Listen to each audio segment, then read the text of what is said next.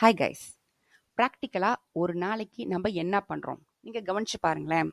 ஒரு வேலை பார்ப்போம், அதுக்கப்புறம் ஃபோன் பார்ப்போம். அதாவது ஃபோன் பார்க்கறதே ஒரு ஃபுல் டைம் வேலையா பார்ப்போம். வேலைய வந்து நடுவுல பார்ட் டைம் மாரி பார்த்துட்டு இருப்போம்.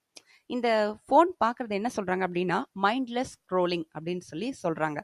அதாவது அவசியமே இருக்காது. ஆனா, சும்மா ஒரு 10 போஸ்ட் பார்க்கறது, சும்மா அப்படியே ஒரு 4 வீடியோ பார்க்கறது, அப்படியே ஸ்க்ரோல் பண்ணிக்கிட்டே இருக்கிறது.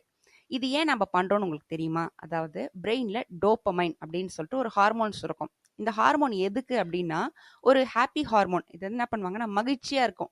அத பார்க்கும்போது ஒரு சந்தோஷம், ஒரு நிறைவு, ஒரு எக்ஸைட்மென்ட் அப்படிலாம்.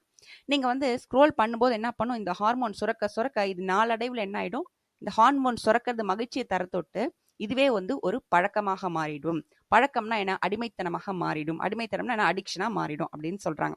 இத வந்து நம்ம அருணகிரிநாதர் அப்பயே எழுதினார். என்ன எழுதினார் அப்படின்னு பார்த்தீங்கன்னா, இந்த திருப்புகழ்ல 6வது பாடல்ல 3வது வெர்ஸ் என்னன்னா, "பத்து தலை தத்த கணைத்தொடு ஒற்றைக் கிரி மத்தை பொறுதொரு பட்டப்பகல் வட்டத் திகிரியில் இரவாக" அப்படின்னு எழுதினார். அதாவது ஈகோவ தான் சொல்றாரு அவரு. அது வந்து இது இந்த நாளைக்கு ரொம்ப பொருந்தும். இந்த ஃபோனுக்கு ரொம்ப பொருந்தது இந்த பாடல் வரிகள்.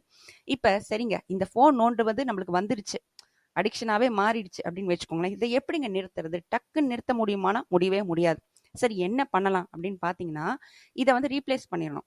அதாவது உங்களுக்கு பிடிச்ச இன்னொரு விஷயத்த அந்த ஃபோன் நோண்டுறன்னு தோணுது பார்த்தீங்களா, அந்த நேரத்துல செய்யணும். இப்போ வந்து பார்த்தீங்கன்னா நிறைய ஹாபிஸ் இருக்கு. நம்ம சின்ன வயசுல நிறைய நிறைய ஹாபிஸ் பண்ணியிருப்போம். வரைஞ்சிருப்போம், படிச்சிருப்போம். இப்போ பெண்களாக இருந்தீங்கன்னா ஆண்களும் பெண்கள் யாரனாலும் செய்யலாம் அப்படின்னு பார்த்தீங்கன்னா, இப்போ வந்து நமக்கு நாவல்கள் நெறைய இருக்கு. இப்ப பொன்னியின் செல்வன், கல்கி எழுதினதெல்லாம் நெறைய நல்ல நல்ல புக்ஸ் எல்லாம் நெறைய இருக்கு. உங்களுக்கு புடிச்ச ஒரு கதை புக்கு வாங்கி படிங்க. பக்கத்துல லைப்ரரிக்கு போனீங்கன்னா கூட உங்களுக்கு கிடைக்கும். நல்ல ஒரு கதை புக்கா வாங்கி எப்பலாம் ஃபோன் நோண்டணும்னு தோணுதோ அந்த நேரத்துல செய்யுங்க. படிக்கிறது ஒரு நல்ல விஷயம். அதுக்கப்புறம் நெறைய ஹாபிஸ் இருக்கு. ஒரு ஸ்கிப்பிங் ரோப் வாங்கி கூட நீங்க வந்து ஸ்கிப்பிங் பண்ணீங்கன்னா உடல் வந்து உறுதியாக வாய்ப்புகள் இருக்கு.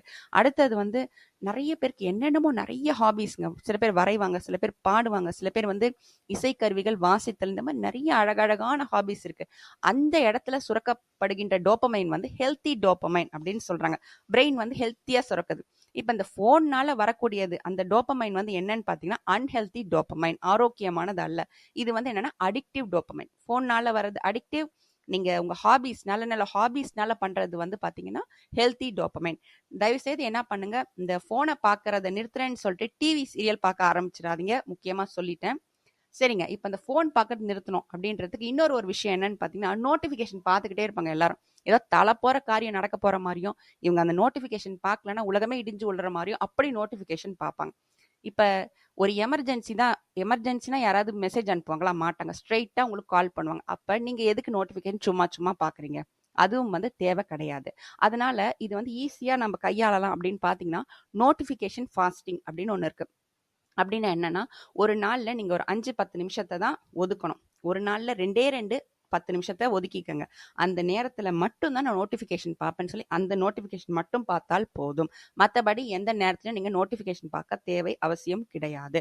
இந்த நோட்டிஃபிகேஷன் ஃபாஸ்டிங்னா என்ன அப்படின்னு பார்த்தீங்கன்னா, இப்போ உண்ணாவிரதம், இவ்வளவு நாள் நான் சாப்பிட மாட்டேன் அப்படின்னு இருப்பீங்க இல்லைங்களா? அந்த மாதிரி இந்த நோட்டிஃபிகேஷனும் பார்க்க மாட்டேன் அப்படின்றது நோட்டிஃபிகேஷன் விரதம், நோட்டிஃபிகேஷன் ஃபாஸ்டிங் அப்படின்னு சொல்றாங்க. உங்களுக்கு நோட்டிஃபிகேஷன் ஃபாஸ்டிங் பண்றீங்களா இருந்தா கமெண்ட் பாக்ஸ் செக்ஷன்ல எஸ் அப்படின்ற கமெண்ட் எழுதுங்க.